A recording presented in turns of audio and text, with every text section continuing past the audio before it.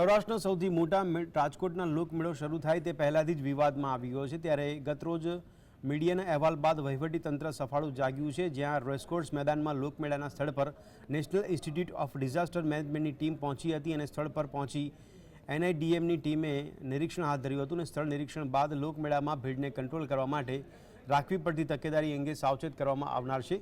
ત્યારે NIDM team દ્વારા જરૂરી તાલીમ આપવામાં આવશે તેવું જે નક્કી કરવામાં આવ્યું છે। ડિઝાસ્ટર મેનેજમેન્ટ પોઈન્ટ ઓફ વ્યૂથી જે આપણે તાલીમ આપવાની થાય એ તાલીમ માટેની આ ટીમ છે અને માર્ગદર્શન માટે એ લોકો આવેલા છે। ગઈકાલે જે આખો દિવસ સેમિનાર હતો એમાં સ્થળ ઉપર આપણને વિવિધ તાલીમો આપવામાં આવી।